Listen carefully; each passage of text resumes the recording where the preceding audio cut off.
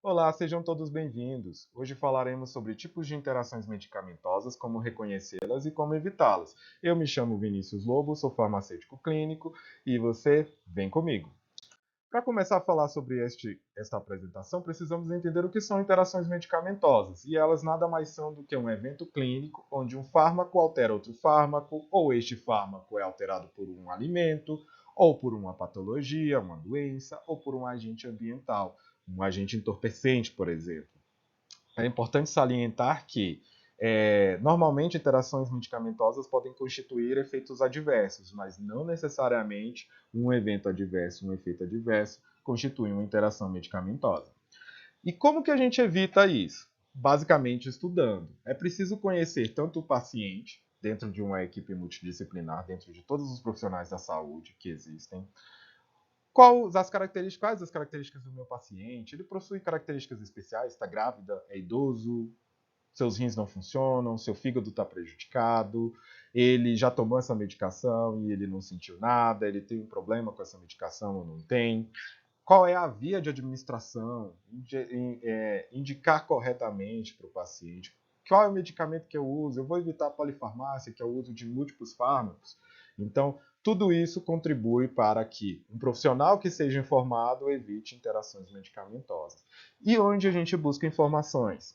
Basicamente em artigos científicos e principalmente em base de dados. Essas que são fontes internacionais de informação e são confiáveis. Hoje eu trago para vocês o IBM Micromedex, que apesar de ser uma base de dados extremamente completa, ela é muito cara. E para ter acesso, vocês precisam aqui no Brasil ter acesso aos periódicos CAPS.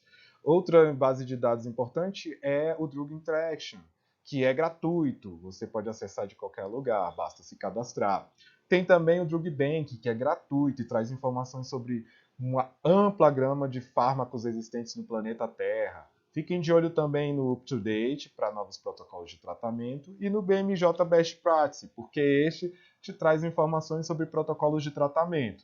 Eu também indico, aqui no Brasil, bulas profissionais por meio de acesso ao bulário eletrônico da Anvisa e a farmacopeia brasileira para o caso de plantas de fitoterápicos. Seguindo aqui, quais são os tipos de interações medicamentosas que temos? Hoje eu trouxe 4 para vocês. Interação de ordem farmacocinética, que é onde um fármaco altera a absorção, a distribuição, a biotransformação e a excreção de outro fármaco. É tudo no movimento. Interação de ordem farmacodinâmica, que é quando um fármaco compete ou impede a ligação de outro fármaco no seu sítio de ação. Ou seja, eu estou impedindo que esse fármaco haja dentro dessa célula ou que ele haja neste tecido. Já aqui, a gente também tem a interação entre fármaco e nutriente, fármaco e alimento. É importante salientar que alimentos podem atrapalhar a ação do fármaco de diversas formas, como está descrito aqui, mas que isso não se reduz só a alimentos sólidos, chás, bebidas alcoólicas, fitoterápicos também, porque pessoas acham que plantas não são medicamento, mas são sim. E outra, nutracêuticos. O que são estes? São os óleos usados como tratamento, como ômega 3, 6 e 9, por exemplo.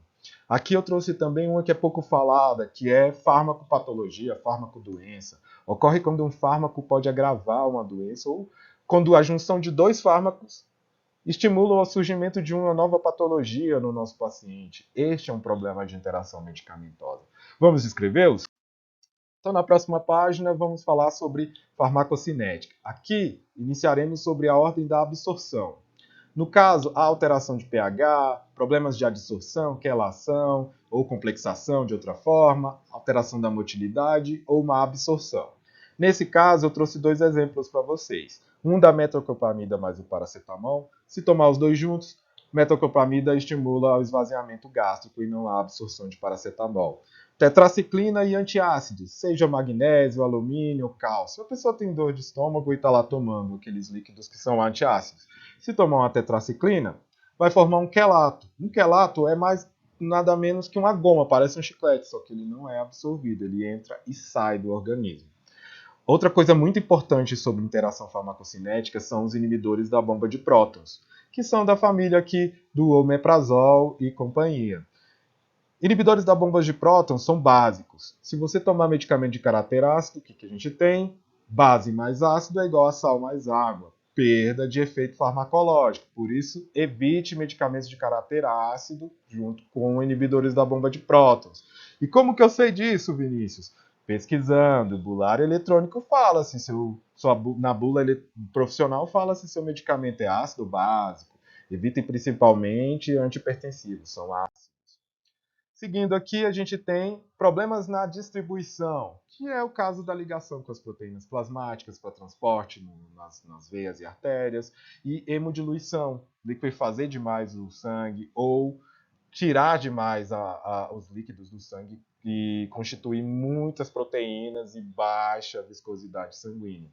Eu trouxe aqui a interação entre AS e naproxeno, que é uma competição por proteínas plasmáticas. Ambos aqui ligam-se mais do que 98% às proteínas plasmáticas.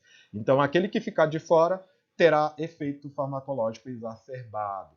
Lembre-se, tá aqui o lembrete, a eficácia de uma droga não necessariamente é afetada pelo grau em que ela se liga às proteínas plasmáticas.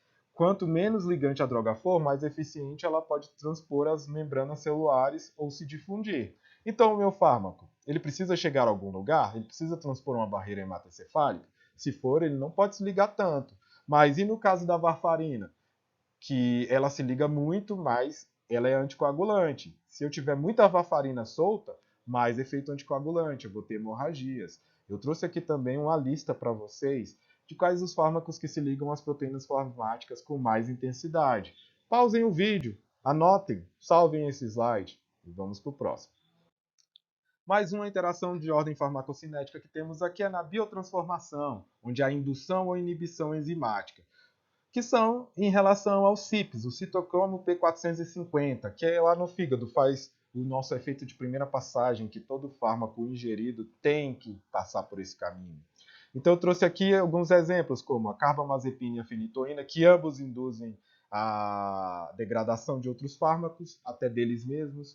Então, tomei essa medicação, eu posso induzir a que chegar por último, né, no caso, a degradação. Aqui eu tenho o alopurinol e a azatioprina, que também são fármacos que, no caso, fazem inibição da excreção.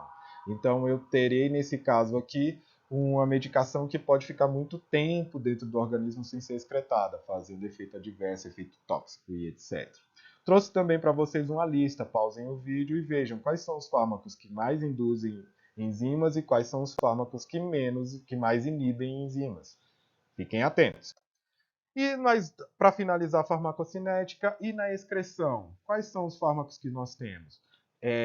Nosso problema aqui, basicamente, é a alteração do pH urinário, aumento da excreção tubular renal, alteração do fluxo renal e também alteração da formação de bile e do ciclo enterohepático. Exemplos: AS e bicarbonato de sódio, basificação da urina, alcalinização da urina faz com que o AS seja eliminado e não faça efeito. Hidrocortisona e lítio. A hidrocortisona estimula a micção e elimina o lítio mais rápido. Então, a pessoa que está precisando de estabilizante de humor pode ter menos efeito, pode ter que tomar mais medicação por conta de uma interação medicamentosa. E aqui, lembre-se, tudo depende da sensibilidade do paciente. Alguns vão tomar hidrocortisona e não vão ter aumento de micção. Outros vão ter um aumento exacerbado, vão passar muito mal, vão desidratar por conta disso. Então, tudo depende da sensibilidade da genética do nosso paciente. Lembre-se também, esta é a observação, diuréticos requerem cuidados especiais com fármacos que têm alta ligação a proteínas plasmáticas. Se está tudo ligadinho lá na corrente sanguínea e passa pelo fígado, o fígado elimina os rins, melhor dizendo. Então, se atentem a isso. Fiquem de olho no slide anterior. E qualquer coisa, perguntem. Estarei aqui para responder. Seguindo aqui, temos interações farmacodinâmicas, que é onde um fármaco impede o outro de agir no local correto, de adentrar a determinado sistema que ele precisa. E aqui eu trouxe interações muito pertinentes, por exemplo, pantoprazol e clopidogrel. O pantoprazol inibe a CYP do clopidogrel, que é bioativo da mesma enzima. Então, se o clopidogrel está lá e ele precisa ser metabolizado primeiro para fazer efeito farmacológico, mas eu não tenho essa metabolização, eu vou ter excreção e falta de efeito farmacológico. Interação farmacodinâmica. escitalopram e ondansetrona, ambos induzem ou estimulam a não inibição da serotonina. Serotonina demais remete a uma síndrome chamada síndrome serotoninérgica, gravíssima. Se acontecer, o seu paciente tem risco de morte. Então, se atentem a essas interações. E lembre-se, nem sempre essa interação estará descrita em artigos, será de fácil percepção, é preciso de experiência, é preciso de noção e é preciso de estudo.